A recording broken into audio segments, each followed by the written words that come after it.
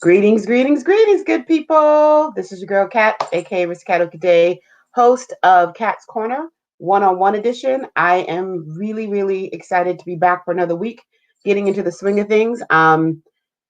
Yeah, a lot's happening. I keep saying I'm going to do an update, so at some point I will on sort of the back end of things. I want to thank everyone once again for how supportive everyone has been regarding Simone's passing. We do have official dates now for her memorial and for her funeral, so I will be posting those up shortly and sending things after the GoFundMe.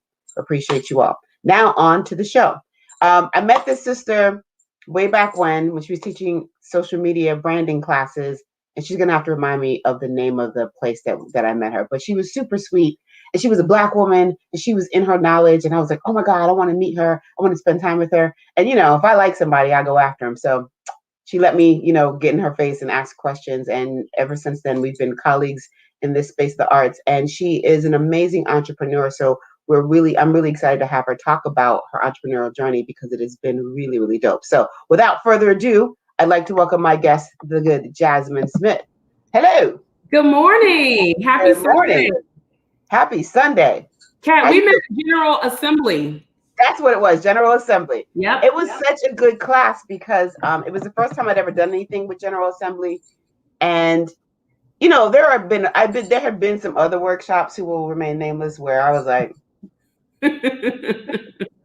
but you actually answered questions. I think Evelyn was with me. I can't remember who was with me. Maybe it was Hadia? It was Hadia. Yes, that's who it was. Yeah. And we went together, and I was like, okay. And we had just had an experience previously where we had spent all this money to take this workshop. You remember? And I was telling you, like, I was like, I got more out of this $45 workshop than I did out of that 200 and something. Yeah. So we connected after. So that was my first time ever teaching a workshop, and you all hung around, and we just gave me good feedback. It was great feedback, and we had that kind of open dialogue and connected. And then we've just been in touch, and we run into each other in Martha's Vineyard. We see each other in the streets. Yep. And so it's just been a pleasure just remaining connected to you, Kat. Yeah, I mean, I appreciate that. Sometimes there's a lot of pressure to like stay connected, and I love that every time we reconvene, it's like, hey girl, how you doing? I'm all good. And we can just talk and flex, and it's not that, it's like there's no tension. So thank you for being so open, because you really helped us understand elements of social media that we like no one would just give us a straight up answer. And so I really appreciated how direct you were and how open you were to feedback. So thank you for that. You're welcome. Yeah. Oh, and I forgot one thing. Today is Dana's birthday, my lovely assistant who helps keep me on track. Happy birthday, Dana, if you're watching. Happy birthday, Dana. So I needed to make sure that I did that because she's amazing. She's the one that you were talking with as we were getting things sorted. So we're going to jump in. One of the things that I loved about your bio was that, and actually, let me just put the bio up. Let me show the people so they know how to contact you. That you have a passion for creating experiences and producing spaces for people to connect.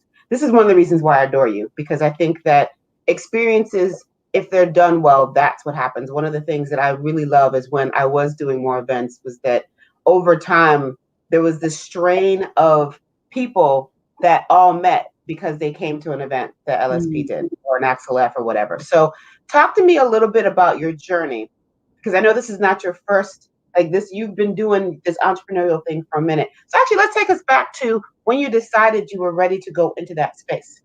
Yeah. So first, I always say that I've had a traditional 9-to-5 for years, forever, right? I didn't have a traditional kind of entering into the workforce. I had my son at 17 and, kind of jumped into life earlier than expected, went to college after with my son literally in grad school. And so always, and I still have a 9-to-5. So I like to kind of disclose that because people just are always like, you have a job? And I'm like, yeah, girl, I still have a job.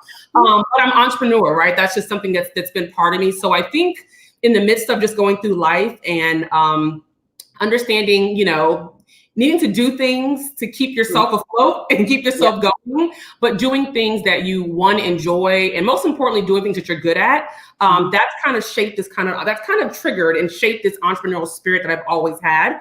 Yeah, my goal, and I am working so hard, is to be a full-time entrepreneur, but it will happen at the right time, because I think that's a portion that's missed in these whole entrepreneurial conversations is, when do you leave your job? And it's like, you leave when the time is right. Like, there's no set amount of money in the bank. There's when the time is right. I think that the universe will make that happen when it's supposed to happen, right?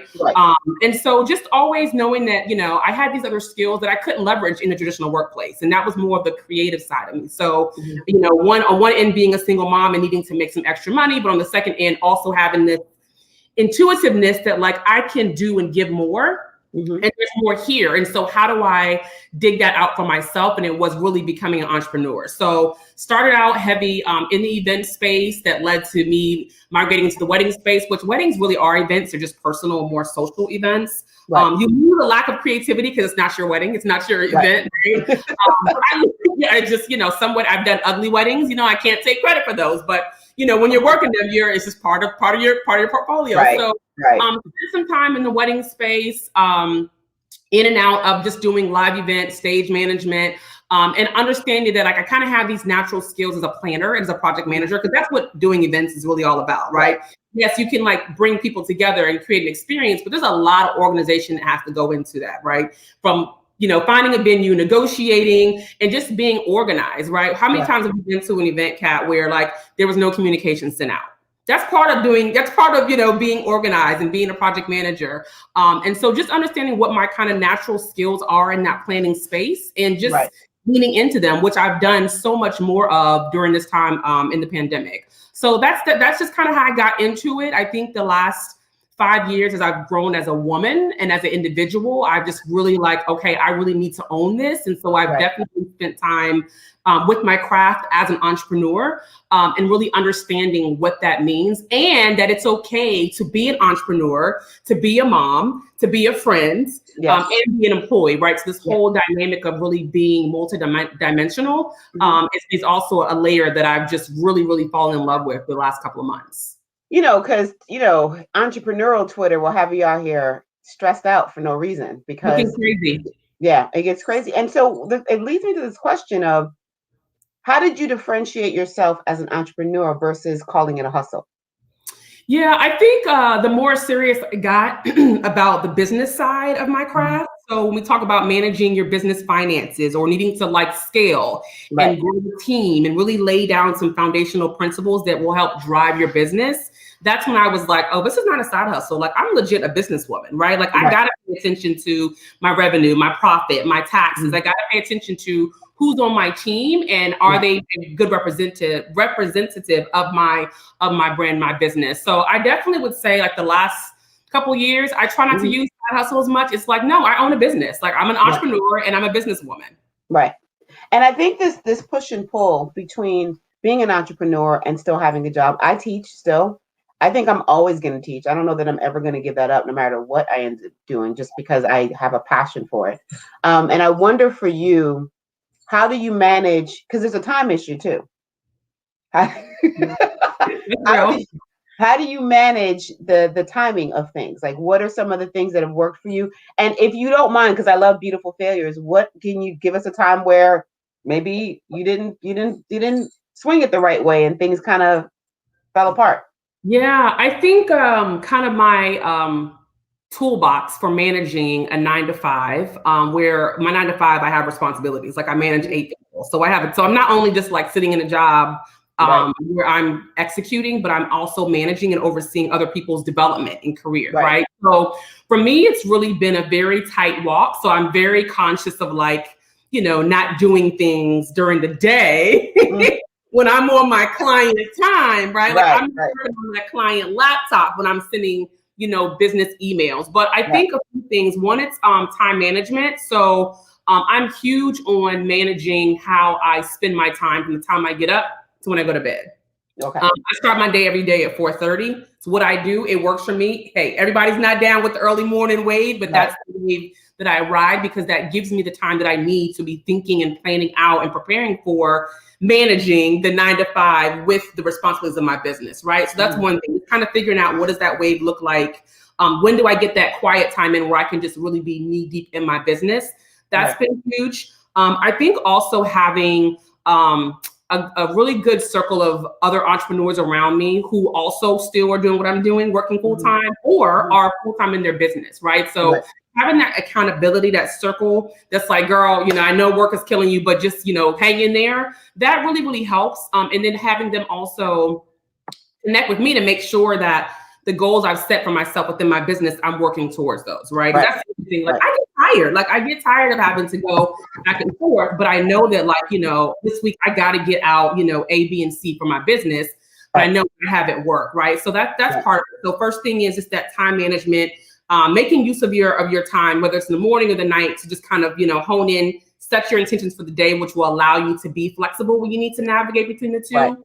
And then having the right people around you. When I say right people, I'm talking about people that are like-minded in that business entrepreneurial mindset, because everybody can't give you advice and kind of guide you through where you are. That's very important. This is true. It's very important. Especially, this idea of, because one of the things that happened early days when it came to LSP was people were like, you should do da da da da da da da da. And I was like, who are you? Who are you? And thank you for that unsolicited advice, but stop. Yeah, I've gotten out of the habit of sharing and posting like what's coming and what I'm working on. Partly for that reason, I've also gotten out of the habit of sharing things related to my business or entrepreneurial journey with folks that just don't understand, because it don't mean any harm, right? They think they're just helping you. Yes, you should do this. Oh my God, you're an awesome whatever. And it's like, thank you. But then it becomes a distraction, because now you're like kind of sort of thinking about it. It takes you off the course you need to be on. And they're not even giving you legit, really good advice, because they can't, they don't have the business acumen or business savvy. So they don't really understand what goes into everything that you do. Correct. Especially when we're dealing with events. I don't know why people don't understand how hard it is to actually take an event from ideation to execution. Okay, so I'm going to jump in with Miriam. Miriam, hey, sweets, asks, do you find surrounding yourself with too many entrepreneurs takes you out of normal conversations that aren't always centered in work? That's a great question. That's a really good question. Do I find myself with too many entrepreneurs that take me away from my work? Is that what the question is? Yeah. That take you away from normal conversations. Oh yeah, I do. Especially with my super, super, super, super creative friends who like to, we start out strong and they start going on. I'm like, wait, girl, let's get focused. That happens, but I think that's also the beauty of being a human being. Sometimes we don't need to always be in work mode. So I'm learning to value when those conversations get derailed. So Kat, you and I talked about this. I'm very laser focused. Again, I have a plan. Right? It has to go this way. So what I'm learning is flow. It's okay. Like if they want to get off, off course, and we're not talking about business, we're talking about, the couch that we saw on Instagram that we all feel like we need to buy now. Girl, it's okay. We can go back to talking about our business processes. So I think that's okay. The other piece of that, and thank you, Miriam, for asking that question, is that some of my problems have often been solved in random conversations with people that have nothing to do with what I'm trying to figure out. So I don't bring it up to them. We're just talking about the trees or whatever, and they'll say something, and it's like, oh, wait a minute, that could actually be applied to this. So I do think there is that balance, because sometimes you do feel, for me, for a lot of my processes felt very isolating. Yeah. And you get caught up in your own head. Sometimes it's just like it's mostly just me running in my head. And every once in a while, somebody pulls me out and like, hey, what are you doing? And then it helps. But it can be very isolating too. So I do think that flow is important. Yeah. And I think we have to be careful, to your point of isolation, to not disregard things that come in that we may not be thinking about. Because I know for me, I do a lot of self-talk. I do a lot of self-check where I'm like, girl, get over yourself. And sometimes you think that someone's telling you something. It's like, well, you know what you're talking about. But really, it's like, maybe you need to really, spend some time with that and thinking about, is it something you can apply to your business, right? So not being on the defense or being so, you don't really have the business, whatever. But again, there may be something there that really may spark something else that will help you, on your journey. And in thinking about that, I wonder for you, with what you do as your 9 to 5, are there ways that being an entrepreneur has helped sort of amplify what you do in your 9 to 5? I think it's reversed for me. So my traditional background, I spent a lot of time as a consultant. So I've worked for PR agencies and I've worked for huge management agencies like the Booz Allen, your Accenture, right? So for me, while a lot of the culture within these agencies was just very toxic and awful. The business principles that I've learned about servicing clients, client delivery, like that comes out like 1,000-fold when I'm dealing with clients and when I'm delivering services to my clients. So I would say I'm very mindful. I don't give too much to my 9 to 5 of me as an entrepreneur. There's some things I do, like, owning, a team and owning processes, but I definitely am seeking more of like, in this 9 to 5 space, what can I take that's going to help me? Because I don't plan on being in this 9 to 5 space forever, right? I don't want them to just, I don't want to give them more than they deserve. Or that they're paying for. Right. Exactly. And how do you manage that? Because I think sometimes, I know for me as a creative, I be trying to be calm, but then I be getting excited and then I be doing too much. I'm gonna tell you, I cross the line occasionally. I'm just gonna put it out there. So I do. I have my manager is a Black woman. We have a great working relationship, and because we have a good relationship, I'm able to cross the line in a respectful way where I set boundaries. So, for example, the company I work for wants to have a team building activity on like a Tuesday at 7:00 at night. And I was like, no, I'm not going to make it. Can't do it, girl. I'm sorry. I'm like, not going to be there. Like, you want to build a team, you do it in the hours you're paying me to build this team. But, and my manager was like, I need to set more boundaries. And I said, maybe you do, but I'm not going to be able to, I'm going to have to sit this one out because it's, it's after work hours. So I think there's a respectful way to manage it. But I think that we just have to, you got to set boundaries and stick to it, because now I'm going to be like, working my full day, have stuff for my business, but then now I got to worry about 7:00 being online to entertain these people that I really don't want to talk to, And so I try to be mindful of that. But I do this year, 2020, I have been crossing so many lines, but it's okay. I feel okay with it. So, well, let's talk about 2020. You're minding your business in January. You're out here tinkering along, and then all of a sudden, boom, here come COVID. Yep, shutting everything down, destroying all kinds of things. And your business, had a lot to do with connection and face-to-face, meetups and things of that nature. What was your initial reaction when you started to see things shutting down? So my first business I had, which I'm no longer doing, was a wedding planning business. Very niche, day of coordination, did very well, grew a phenomenal team of women. And then I decided in 2019 not to continue doing weddings, but to be in the wedding space in a different capacity. A few years before I closed on the wedding business, I founded a community of wedding professionals, and I just created this experience called DC Wedding Week, which we did 6 events over a week all throughout DC. It was crazy, but it was awesome because it was one of the most diverse events. Like, white people were saying, oh my God, this is just such people were coming out and people were connecting in a very authentic way that we had not experienced in the wedding community locally, right? So then I decided in 2020 that, I really want to pursue this kind of event space, live events. Like I want to do that, but not weddings. I want to do, more corporate, live, televised type experiences. So I launched this company in January.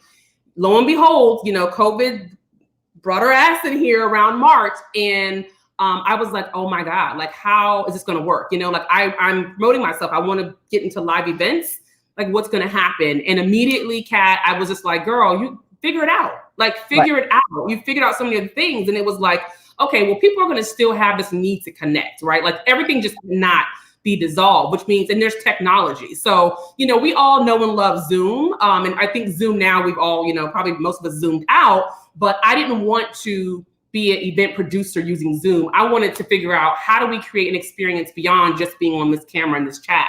Literally put up a website, spend some time kind of jotting down what I would offer, and tweeted out, Kat, on Twitter, hey, for mission centric organizations looking to host events, virtual event, I would love to work with you. Literally charged $200. Like, I'm just like, and it was really about testing, right? It wasn't about, I got to make money and, my brand and my worth. No, it was like, girl, let's see if we can make this work and see if we can bring, a brand, attract an organization, and produce a virtual experience. And I did it, and literally charged them $200.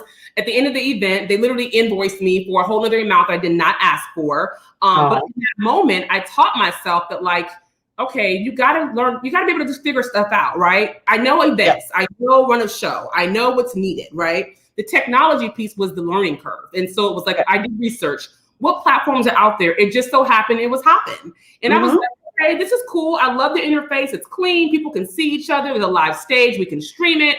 So thinking about an event and those elements we execute in person, Hopin allowed that to happen in a virtual capacity, right? Yeah. Got on the phone, amazing client, black woman who's just, she's an incredible person. Talked through it. I said, hey, I've never done a virtual event, but I can guarantee you that I can make this happen and make this work. And she said, let's do it. And so we walked through her program. We talked about what she did in person. I said, great. All of this translate. Here's how. We built out the program. I built out the app for her, the platform, and I executed. I was so nervous, like literally sitting in my apartment. I had just moved to my apartment. I had no furniture. I was on the floor on this really cute little IKEA table, because y'all know IKEA's furniture comes through all the time. I had a pillow. I had a iPad and 2 laptops, and I did my speaker prep sessions. I got a group of friends to say, y'all, let's walk this event. I need to have my own just to kind of understand the experience, right? From the user, the attendee to the speaker. So it was also learning technology, but then testing it to make sure like, okay, I understand it. And then I just conducted a bunch of speaker prep sessions with the speakers for this event.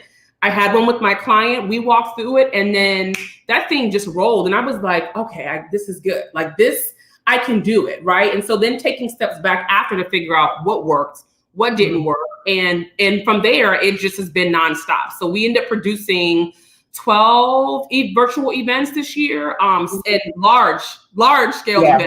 So that was my process for really figuring out Kat. And I'm still making tweaks to the business, right? That's the other thing. Like, even though you launch it, the idea comes to fruition, it's natural. And you should spend time kind of making tweaks, revising, removing stuff that don't make any sense or that you don't want to do, and just kind of, making sure that it still feels right. So that's what I've spent my time doing, the last few months.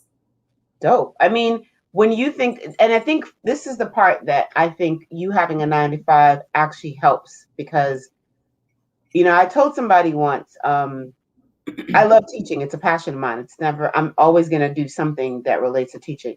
But part of the reason why I hold a full-time is so that I can take the gigs that you can't really pay me for. Yeah. Because I just want to help, or because I really love the concept, or I really love the topic.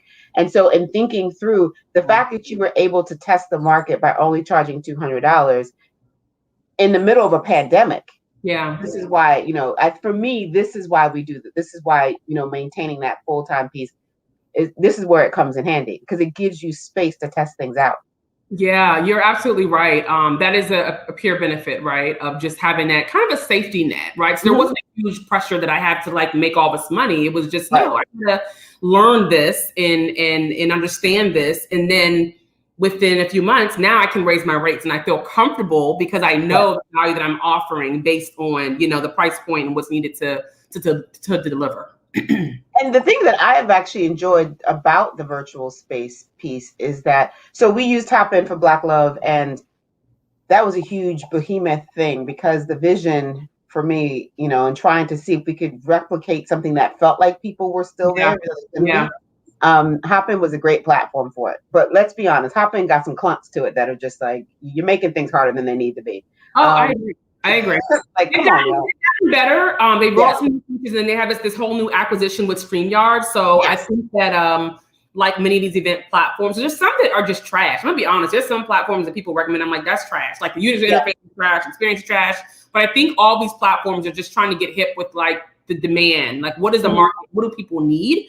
How do we make it better? And how do we develop it? Because that's the thing with like software, right? You got to develop it. You got to test it. But to the point, Hopin has its things, but it's definitely gotten a lot better. But in terms of all of the things that I researched too, I felt like Hopin was the best platform to create that, real-time interaction. And what I loved about the process of learning was that the team, I got to build a team to actually help execute it. And there's something really powerful about being able to sit at your computer and affect 500, 600, 7,000 people just from the computer. I can't even get that many people to show up, on an Instagram post, but we do an event, people show up and they're commenting and all this. So there's a way that I feel like we have to think through and accept that this is always going to be part of how we do things. Like, I don't think, regardless of when we are able to go back out in the world, I think it's in everyone's best interest, excuse me, to always have a virtual component. I agree. If it's hybrid, I think virtual is going to be the wave, like at least the next 2 years. I think we'll see hybrid happening like 2022, which will be, some in-person stream, but still with this virtual component. But I think you're right. And I think anyone that, is part of their responsibility or their role or what they do is about connecting people, like definitely figure it out. Because I think to your point, people do want to connect. I think some folks are a little like zoomed out and tired, but if you have a pop-in event, people are going to want to come back to it. And that's just the reality. It also, for me, raises a really good concern around equity in the digital space.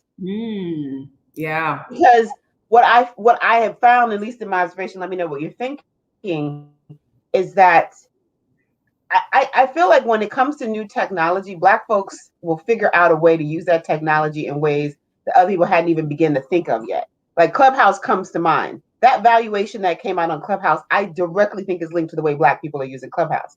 But I definitely felt that there was a space where I was seeing more and more Black entrepreneurs, project managers, art directors getting access to these gigs because they just seem to have a sense of how to use it. Miriam makes a good point. She also believes there'll be a reimagining of personal, intimate spaces, which, is my jam. I love a small event. And so it's changing, I think, how we go after jobs, how we access things. Yeah. Because you know what you're doing. It doesn't matter who you are, your background. People just want results. Yeah. And they want results and they also want value. And I think as long as you, put together an event and you have I always tell people, like, figure out why you're doing an event, right? Don't just be having an event to have an event, but, have a strong reason and purpose and understand what do you want your attendees to leave with. That's really what it's about, right? And what they take away is going to be based on what you're offering, what the value is during that moment, which also, side note, links to how much you can charge for the event. But to your point, I think I've actually connected with some really awesome other event producers who are Black, who are killing it for Black and white institutions. So I think you're right. Yeah, that the equity is definitely there. And the access, again, it doesn't take anybody a few minutes just to Google virtual event platforms and do some research. That's what I did, and that's how I found Hopin. It's interesting, though. What I found is that as technically inclined as we are these days, when it came to this question of producing a virtual event, there was a lot of fear.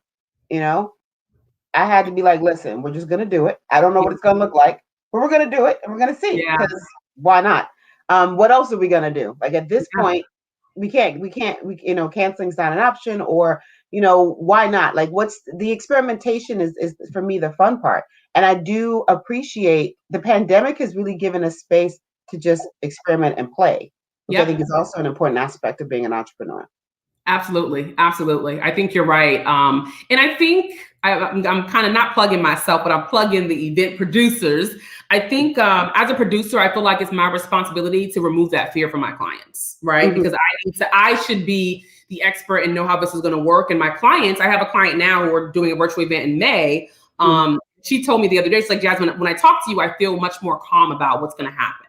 Yeah. So I think that a fear is it's okay because it's the unknown. It's like, well, people show up and how is this going to work? But I think when you hire a professional, and when I say professional, people that do events that understand it, that get it, I think that those people should be the ones that are really kind of creating this calm. And if we are, scared or nervous, don't show it, right? This kind of, comes with the territory of being in the event space. Listen, there was one client that, when it was time, because I love to set up a production.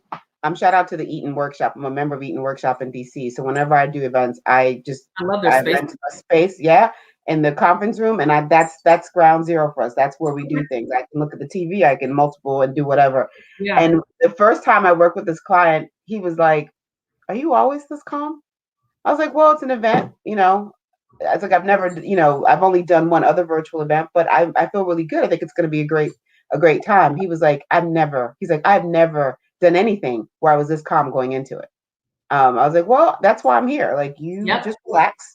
You just tell me what things, when things are coming up, and I got you. And it was this very fulfilling space to be in, where you are watching, particularly because these were some younger folk, some younger Black creatives doing this really, really unique perspective. And it was like, it felt good to be able to steady the ship so they could just be creative.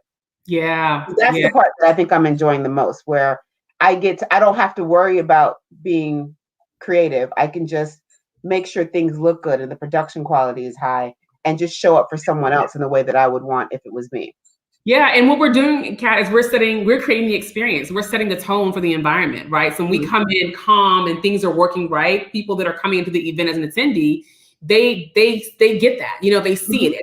The experience is seamless. So I think that's the value that we bring, aside from like making sure all the people and the pieces are there. I think we really do help create the tone and bring the energy that's needed to, you know, have an event that just feels good for people. Well, and you know, shout out to Queen Sheba. The audience is locked. I think she meant locked in. Virtual events are giving people variety and viewing options. And I think this is the part that is really, really interesting. That you can actually, you know, depending on how long the event is, you can hop in, hop out. You can go to private sessions. Like we've had such a rich experiences that people just didn't think they could get online. Like, so it's been an amazing challenge, but I think a lot of us have risen to the occasion. So congratulations. Thank you. Yeah. And you know, it's funny. I attend events for different reasons now, virtual. I'll go just because I want to not, you know, get some knowledge, learn something new. I'll go because I want to check out the platform the organization's using. And I'll just go for my own. I think you're right. I love that I can just pop in and out. Sometimes I'll have my iPad up while I'm working. If there's something I want to tune into, I hear a buzzword and I'll kind of just switch gears.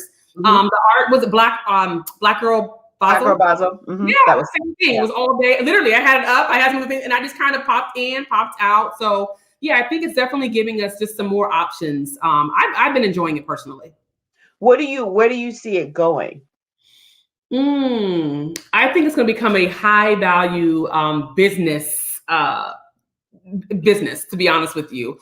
I would love to see more Black event production from a technology perspective rise to the top, and I think that's coming. I don't think that virtual events are going away. I think that you know people love. I love being able to sit at home with a glass of wine and my leggings, and you know, not having to put a bra on, right? And like not having to go to DC and find parking. It's all real. The experience, right? So I think that there's going to be a group of people that are going to just like fall in love and be like virtual, and then some folks that really, you know, desire and need kind of that in-person connection. And I think that's where hybrid is going to really kind of bring those two elements together. But they'll be around. So, you know, if you have an organization, a company, figure it out. And even if you want to do Zoom, I'm not going to shade Zoom. Zoom works. I produced a 3-day event that we had over 4,000 people attending, including a stage in London. It was all right on Zoom, not my choice. My client wanted it. We made it work. So like there's things that you can do with Zoom, but I just think, you know, it's a great tool that most people should just pick up and learn, you know, even if it's just hosting a meeting. I think it's definitely something we should just all have in our toolbox to understand how they work. What are some things, in your opinion, you mentioned, why do you want to do the event? You know, who are you doing this for? What are some other things that come to mind? Like, so right now, because everyone is doing virtual, it's harder now, I think, to get that critical mass or whatever. And I don't even know what that critical mass looks like. Because me, if like 10 people show up, I'm excited. I'm like, 10 people decide they want to come hang out. I'm excited about that.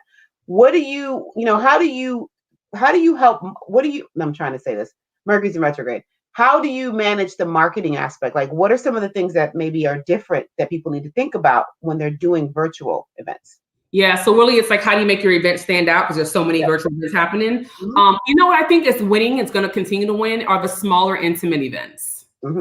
I think it's two things. I think it's niched events and I think it's small, intimate events. I have a client right now who's been doing a monthly series, and it's no more than like 35, 40 people. She gets one phenomenal speaker. We have a fireside chat. We do a live brand demo activation. So we've worked with a couple of liquor brands to like mail kits. Folks are able to enjoy that. And then we have this space where we allow guests to actually jump on stage and ask questions. And then people can actually connect. So what I found with the engagement, like people really enjoy being virtually connected in a smaller room because you're more likely to want to engage and ask questions and join the chat. So I think one, limiting it. I don't think I got to have this event with 500 people. It's a lot of people. You may not even get the right people that you want when you have that many people. So I think small, intimate, with an opportunity for direct engagement. And then I think niched events. So when I say niched events, I was on a Clubhouse, which is a whole other situation. People just ping you into these rooms, child, and I just feel like, Listen, I just have to, yeah, it's too much.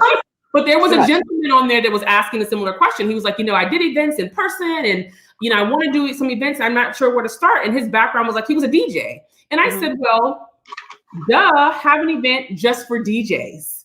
I said everyone's having virtual events with DJs as like entertainment, but who's hosting an event just to talk about the business of being a DJ, right? So when I say niche, I think narrowing down to a very, very tight kind of topical area, and then not having 30,000 panelists, right? Just maybe having one or two speakers or panels, but making it very niche so that people understand who it's for. And they're like, what, I haven't thought about that. I'm a DJ. Nobody has events for us. We want to talk about how to run our business or how to, latest technology and how we use it with virtual. I think the niche and then having them smaller and intimate is going to be is a great way to stand out. And see, intimate has always been my thing. And even when I was doing in-person stuff, people are like, you need to go bigger. I'm like, no, I want to be able to touch everybody in the room. I want to be able to talk to folks, it's more, to me, it's always been more impactful. So I do agree. And Miriam had already said that. I do think we're going to see the idea of success. One of the things I love about virtual is that success is now shifting. Like what is successful in terms of numbers are now shifting. And for anyone who was doing live events where, your money was determined on whether people came to the door or not, now you don't have to worry about that. There's an infrastructure piece that goes away that you don't have to worry about now because you are actually controlling, the virtual space that people are meeting in. Yeah, and I think it also helps when you have credibility behind your name. Let's just also say that. So sometimes, having sponsors that are recognizable kind of adds a level of just credibility that this is going to be a really good event. I've seen a lot of flyers for events, and I'm like, the graphics look awful. Like just because the branding is awful, I'm not going. Like those things also make a difference, believe it or not, right? I agree. I just some people I'm just like, oh yeah, girl, I'm not with the fonts. I'm not going to do this. So I think even just, going beyond just creating this, small niche, I just think about those small things around your branding and who you pull in to be a sponsor. What does a sponsor represent? Do they reflect your values and your brand? Where they have opportunity to connect with people. Those are things as well, I think, just to help, make an event really stand out. Have you worked with clients who've been able to get sponsors for their events? I have. I did an event, a 3-day event in December. The sponsors were Facebook, Netflix, NerdWallet, and Instacart. I have an event, my event series. We've actually had Glenn Levitt, Absolutes, and then we're having the CEO of Lobos, which is a new tequila brand. I believe it's like LeBron James and a bunch of other celebrities. And so, so I've seen it. Sponsors are participating in virtual experiences, but you gotta understand, they have to understand what the value is they're getting from being part of your event, right? Yep. But I will also say that I think some of these brands are eager to partner with Black events and Black experiences because one, they just, we're diverse, we're inclusive. And so but that white guilt economy still has a run on it. Y'all better what I say? This is our moment. You take an opportunity, right? This is the time when we say, okay, so I think, I think, don't be fooled. Yeah, there are some companies that, didn't make as much, but a lot of these corporations still are making money. Like, so money. Yeah, they do. So as long as they understand, what they're getting out of it, offer a space for them to communicate with, with attendees. And that event we did in December, all those partners had their own networking lounge. So like Netflix, they had like 8 people from Netflix that, kind of hosted and people were able to jump in and kind of have that engagement. So yeah, I think sponsors you gotta be strategic about what that looks like for them.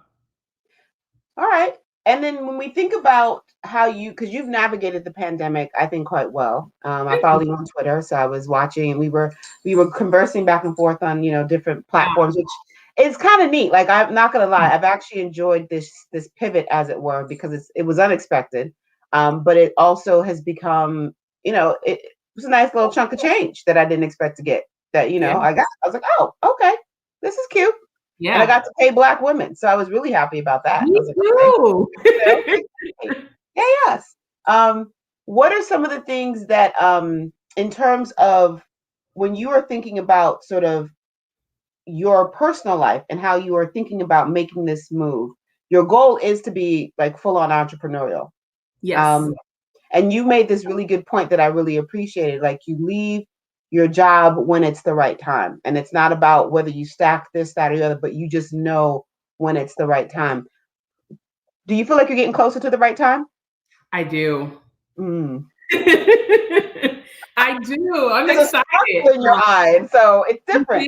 Yeah, I do.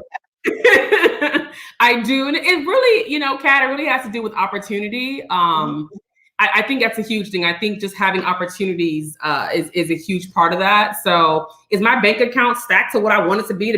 No, it's not. But again, the opportunities are. So yeah, I do believe that I am getting closer to making that full-time, that leap. Okay. And what does that look like? Is it something where I'm getting in your business, because that's what I like to do when I talk to folks about these things.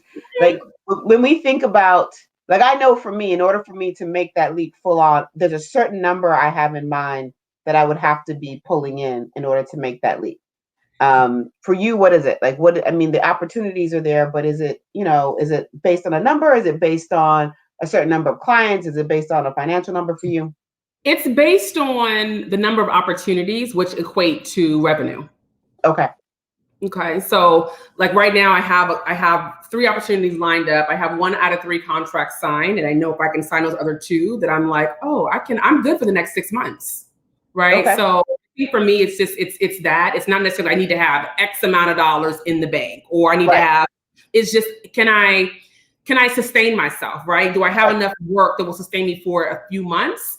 Right. Once you get into it, you get to the groove. Let's say I get 6 months worth of work. During that 6 months, other opportunities are going to, I'm going to attract other opportunities, right? So I can't go with the mindset of like, I need to have opportunities lined up for 2 years. That's just not realistic.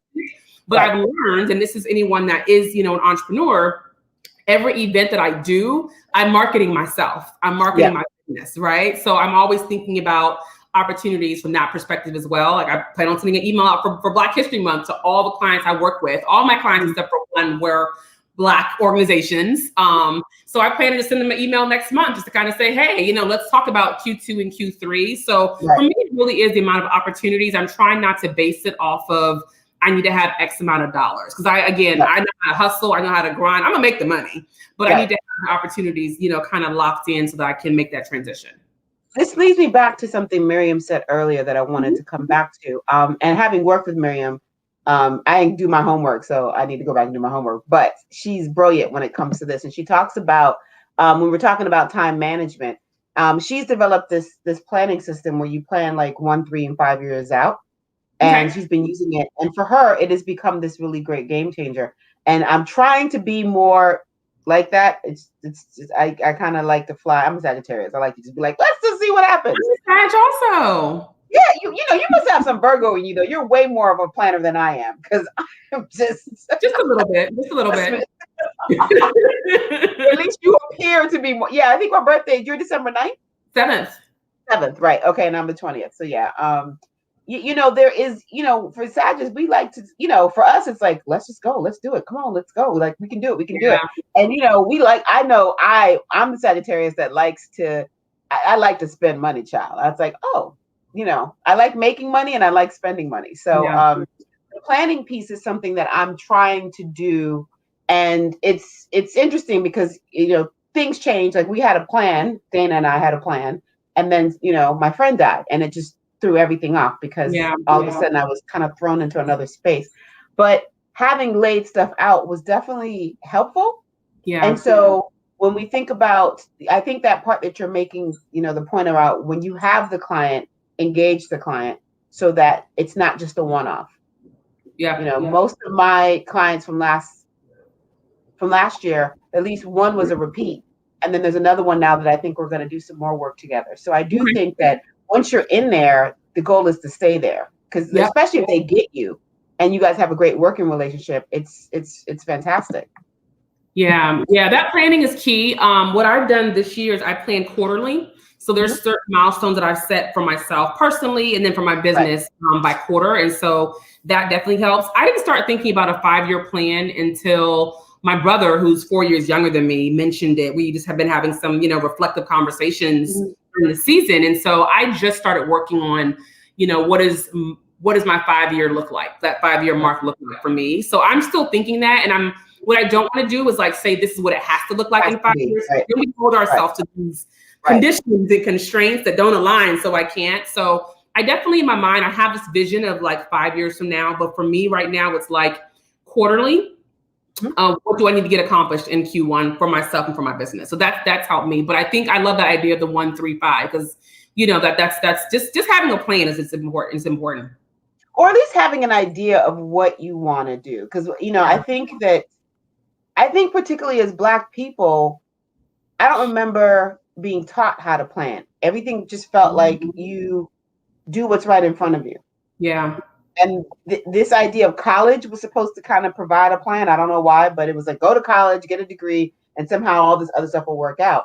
And so I do, what I've learned, and is that we have been conditioned to believe that we don't have time to plan. Which is that I don't know if that makes sense, but there's like this sense for me, like, well, we don't have time for that. We just need to go. Yeah, I agree. And I think that if you add that spiritual religion to it, it becomes, God.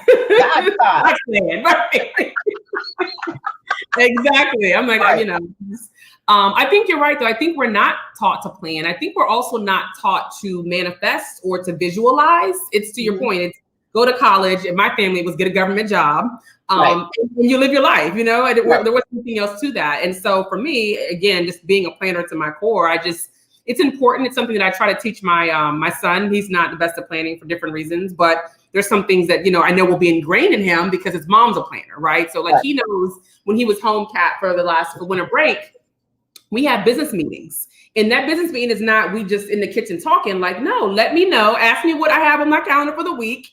Let's plan ahead. So when we have this meeting, you've already done your research and we have a conversation. So that's my way of teaching my son about just the importance of planning, right? And respecting people's time. So you're right, though, but we're not taught like to sit down and really think through, like, what does this life look like for us? What do you want? And then let's figure out the steps to get there. And even understanding that the connection between the spiritual, the manifestation, and the physical world, like they can work together. Yep. You know what I'm saying? They don't. Yeah. Yeah, I tell people, I was telling someone this last week, I've been on this train for the last 2 years. I don't believe in balance, Kat. I believe in harmony. And I think that things should work together. There's no way I can give everything in my life can be equally balanced and work out the way I want it to. But I believe that I'm good at figuring out how to make them all work together. So I believe in harmony and not balance. Listen, I'm with you. Yes. I think it's a false notion. Yeah. I think that it gets packaged up in some new agey, nonsensical, eat, pray, love nonsense. And the bottom line is the kind of balance that a lot of those people talk about is really steeped in white privilege and is not for us. And so I'm like, do you best believe that, for me, true balance comes, there's a whole bunch of us. I am not going to balance out my life by myself. I need help. Yeah, I agree. And this idea of balance, like, what the hell does that actually mean?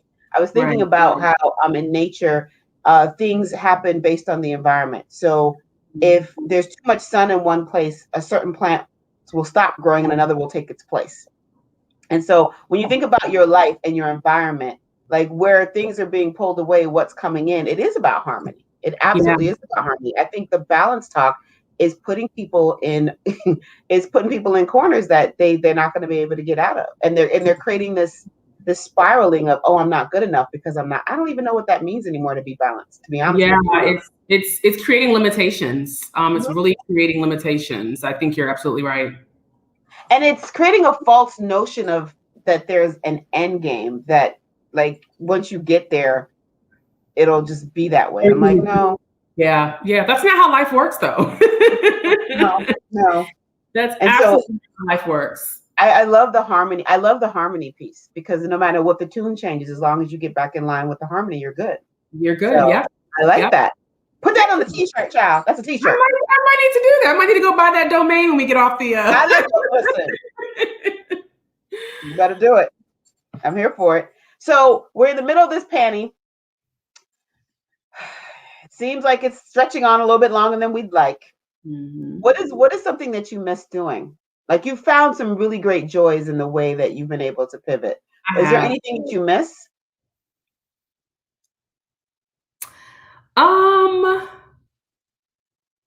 No. I'm surprised by that answer. I mean, just thinking, off the top of my head, no, there's not one thing that I'm like, oh my God, I just really miss. I have never had this much time by myself in my own space with my own thoughts, and I value that. I've gotten the most rest in the last 8 months than I ever have. Even though I get up early, like I'm rested. I feel like the pandemic, my life was just so bouncing from one thing to the next, that I didn't realize how dysfunctional my life was, right? And not in an extreme way. And so for that reason, there's nothing that I miss. I'm able to connect with my girlfriends through Zoom. Some of us get together when we feel comfortable in person. I keep a lot of wine at the house. I can find a good church message, or I don't know. I really, really enjoy kind of basking in my own space and having this moment to pause. And I think if I didn't have this time, I would not be. I feel like because of this time, I'm so much better set up and prepared for what's ahead for me. So off the top of my head, there's nothing that I miss that I was able to do before. To be very honest with you, I absolutely love that answer. I've been saying, like, if you are not changed by this pandemic, if you don't come out like better, you've just not done it right. It looks like you've done it right. I love it. Thank you. And let's be clear, that better is not you have to go start a business, right? Better is not better or learn a whole new language, because you don't have to do that either. You don't have to do that to be better. You don't have to learn a whole new language. You don't have to learn French. Correct. Let's be very clear on that. Like, better is not just doing something new or starting this. That's not better. That's not better. So right. And then when we think about like, one of the things you had in your bio is that you are learning to let go of things, and I love a good let go. So as we're closing, I'd love for you to share something. Like, how did you get to that space, and what does that look like for you? Yeah, so it was a combination of, to your point earlier, kind of that mental, physical, all coming together. So I had my first panic attack this year. I thought that only white people had panic attacks, did not believe in them at all, until I had one. And I thought I was gonna die, Kat. Like, I legit had a panic attack. And I think it was part of, like, leading up to that, like, just being like exhausted and tired. But then I had to kind of step back and reevaluate, like, I have way too much on my plate. Because that's the other thing, as an entrepreneur, like, we have these ideas. It's so easy to be like, yes, I want to do that, right? And so we have to get to this space where it's like, I want to do that, but it's not the time for that right now. And so one thing that I gave up was DC Wedding Week, which again was this enormous community that I built. We had some great conversations about racism and inequality in the wedding space that led to some huge opportunities for me. But that was the one thing where I just kind of felt like it had run its course. And so a part of me, the human in me, was like, oh my God, what are people going to think, right? I've let people down, let the community down. And I just can't let it go because it's mine. And I called a really good friend of mine who was like, girl, the ship has sailed. It's okay. So again, I think it goes back to just having people in your space that can just kind of reaffirm and validate that it's okay if you feel tired of something. It's okay if you really want to let it go, just do it. And I recognize that letting it go allowed me to create space for other things. Right. And it wasn't easy. Like, it wasn't an overnight process. I struggled with it. I was supposed to have a conference virtual conference in November. I had shot promo videos. I had spent money. I had speakers lined up. And literally, I want to say maybe 2 weeks before, I canceled it. And that was hard because, like, as someone that's like, an executioner or producer, we make things happen, get things done. We don't quit, right? We push through it. So it was hard thinking about, oh my God, what are people going to think? Will speakers work with me in the future? I've spent all this money. And I had to, again, kind of self-talk, get over myself, and just say, it's okay. And once I processed all that, and then my really good girlfriend was like, girl, it's going to be all right. I felt a sense of relief from here. Like, it was just like, whew, that's what I need to let go. And then I had these other opportunities started kind of coming open, down the line. So I think that, the takeaway is that it's okay. Like, let yourself experience those feelings. You're going to feel maybe defeated or like you shouldn't give it up. But if you really feel in your gut that, like, it's draining, you're tired, you're just doing it to do it, and it's not fun, then it really is time to let it go. I'm intrigued by why. So, because I'm with you, because the executioner in me would probably have said, okay, after this one, I'll do it. Why did you decide you had to do it right now, as opposed to, like, finishing this out and then saying, after this, we're not doing it anymore? It was the layer of anxiety and stress it was giving me around the planning of it. So it was like, okay, let's do it and then cancel after and just close everything down after, then I can just do that. But the amount of time, so give me back to time management, right? I have a full-time job. I have a production company. You know, I'm a mom. I have these other things I'm trying to do. It was added layer that didn't need to be there. Didn't have to be there. Nobody was like, Jasmine, oh my God, we have a contract, we're locked in, or like, you know, girl, there was no commitment. It was really just me saying, it has to be done. Yeah. Exactly. So sometimes I think we make ourselves feel more important than we really are. And that's just me being transparent. And I had to, again, self-check. Girl, nobody's checking for your little event in November. Just cancel it. You're going to be okay. And guess what, Kat? I got so many emails from people like, if you need anything, let us know. No worries. But I also think people were relieved. I think people were tired of kind of the virtual event thing. So I had the speakers who were supposed to do like, you know, recorded content. They hadn't done it. So a part of me was like, I think everyone was relieved. And I think the most important thing was that feeling here when I said, nope, not going to do it. Right. Well, congratulations for listening to your intuition. Thank you. Because I think it takes a certain amount of courage to allow you that higher self to lead sometimes, especially when we are dealing in this very real physical realm. But it also, you know, I think it's commendable because there's a certain fearlessness that you have that it'll be all right in doing it. Even though it was like stressful to make the decision, I think when you do stuff like that, you're basically showing the universe that I've learned what I'm supposed to learn from this. We can move on to the next lesson. Yep. And the universe responds with, again, you create stuff. Yeah, exactly. And it makes me think of like my students and, you know, in college, how, girl, there are so many classes I should have just dropped that I didn't because I was convinced that I had to finish and this, that, and the third. And now as a professor, you know, I get students I've had students who are pregnant, on bed rest, trying to take the class, and I was like, you know what? It's okay to take this class another time. Like, you don't have to do this right now. And so normalizing that space of, you know what, this is not good for me. And I'm going to stop. You're taught, Kat, not to quit. Don't quit. You know, don't quit that job. Don't quit that. You know, we're taught. And again, I was one of your conversations. And first of all, I'm a fan. I do tune in on Sundays. One of the things that you said that I carry with me that I share often is like we're so conditioned that those social conditions limit us. And so when we're teaching don't quit, what you're saying is you put up with the toxicity, right? It's okay. If you're stressed, just do it. So I think to your point, we have to get to a point, and it is intuition, it is self-awareness, and it takes courage to get there. But I think it's okay. I think it's okay to quit. If the job is treating you horrible, let it go, you know, let it go. I mean, the thing is, I think we need to embrace failure and quitting more, to be honest with you.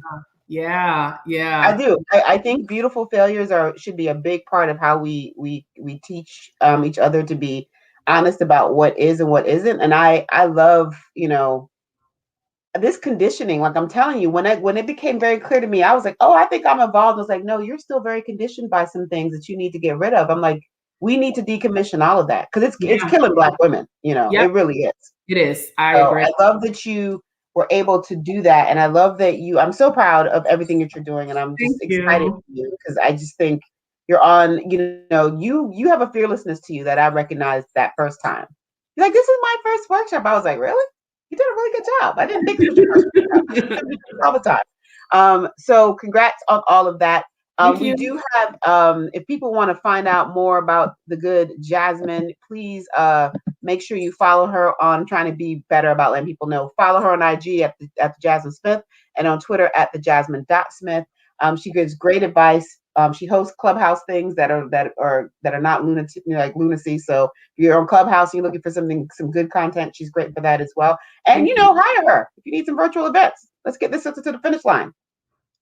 All right, so I didn't do what I normally do, which is ask you how you were doing today. So I apologize for that. But I'm going to finish with what I'm supposed to be trying to do when we do these.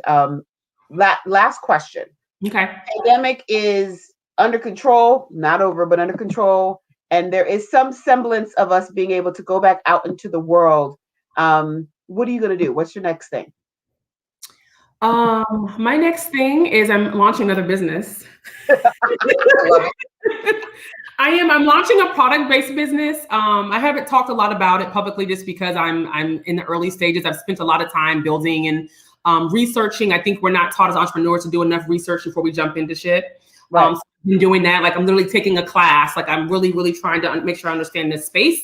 So I want to lean into that product-based business, which is going to be a very special business for Black people. And I look forward to going to brunch. You know, I do. I enjoy being home. I love cooking. I drink a lot of wine, but I think just like the simplicity of meeting up with my girlfriends and sitting at a table for 3 hours and we just cackling, I think that's one of those things that one of the first things I'll do. And I don't have to wash dishes afterwards, because that's, that's the piece that I hate. So yeah, you drive home and you take a nap and that's it. So yeah.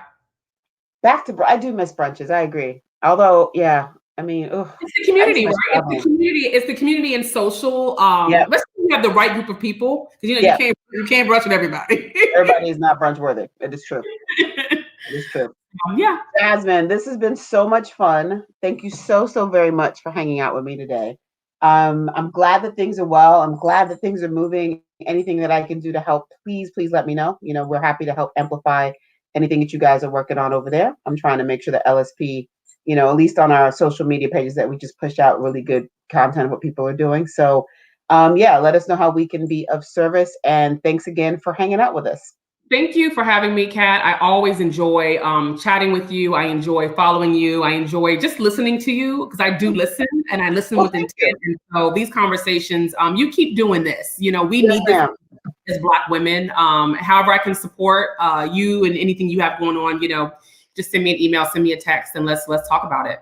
Absolutely. Well, thank you. This is Jasmine Smith. Please make sure you follow her. Next week, we have a good friend of mine, Rachel Voss from Rachel Voss Yoga, will be joining us. I'm so excited about that. And we are out. I do have some announcements that will be posted shortly today, teaching a class, finally teaching some herb classes. So go to my IG page and check that out. In the meantime, thank you all so much for tuning in. It means a lot. And we are out, because it's culture, and go make it self. Take care, everyone. Bye.